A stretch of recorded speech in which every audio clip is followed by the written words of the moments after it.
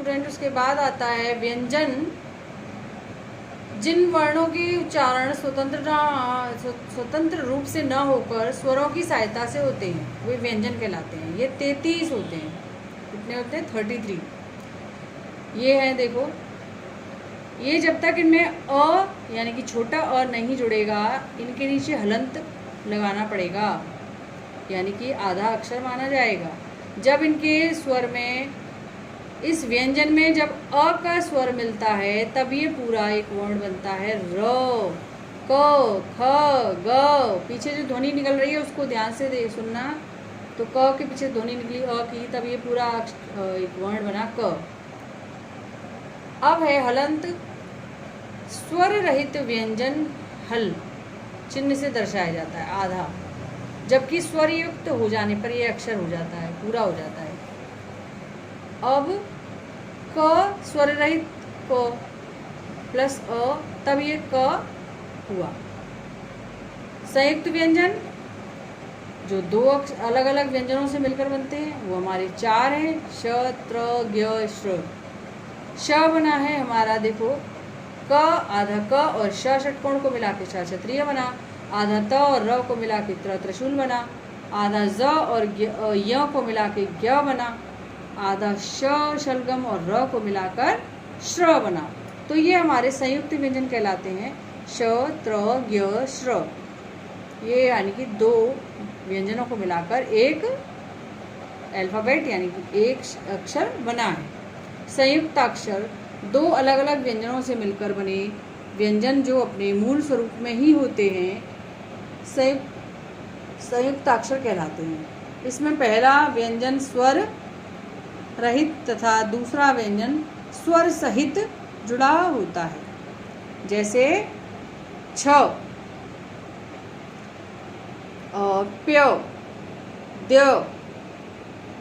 जैसे विद्यालय, अच्छा, स्वच्छ, प्यारा, है ना। तो ये क्या है, इसमें ये संयुक्ताक्षर बन जाते हैं। च और छ मिला के संयुक्ताक्षर बन गया।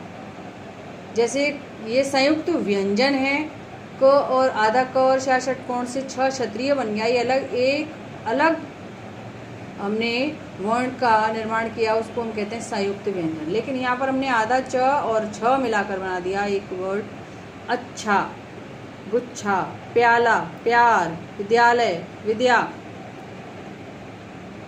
लेकिन इसमें आगे वाला जो अक्षर होता है, वर्ण होता है, उसके नीचे हलंत का निशान बनाना पड़ता है, यानी कि आधा अक्षर होता है। फिर होते हैं द्वित्व व्यंजन। द्वित्व व्यंजन कौन से होते हैं? जैसे मैंने आपको जब हिंदी रीडर का कार्य कराया था तब मैंने आपको ये करवाए थे। द्वित्व व्यंजन में एक ही अक्षर 2 बार प्रयोग हो रहा होता है, ठीक है। जैसे क आधा क पूरा क, मक्का, चक्का, पक्का, च और च, ट और ट, त और त। तो ये इसमें क्या होता है, 2 व्यंजन जब एक साथ प्रयोग हो रहे होते हैं तो आगे वाला आधा होता है और पीछे वाला पूरा बनता है। तो ये देखो आप ध्यान से, इसमें आगे च 2 बार है तो आगे वाला च आधा है और पीछे वाला च पूरा है। ऐसे ट, ऐसे ही त, ठीक है। इनसे ये जो है ये बहुत सारे शब्दों में प्रयोग होते हैं। देखो आपकी किताब में कुछ उदाहरण दे रखे हैं, मक्का, पक्का, बच्चा, सच्चा, लट्टू, खट्टा, पत्ता, गत्ता। आप और शब्दों को ढूंढ सकते हो। अन्य वर्ण ड़ और ढ, जैसे गाड़ी।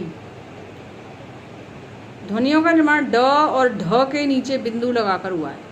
जब तक हम डा डमरू के नीचे बिंदी नहीं लगाते, बिंदी यदि नहीं लगी होती तो आप क्या पढ़ते हैं इसको, डा डमरू।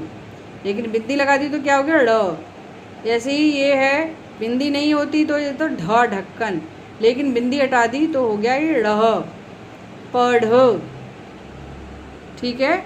तो ये व्यंजनों के रूप में प्रयोग किए जाते हैं, जैसे गाड़ी, कपड़ा, घोड़ा, बड़ा, सड़क, पढ़ना, बढ़ना, चढ़ना आदि।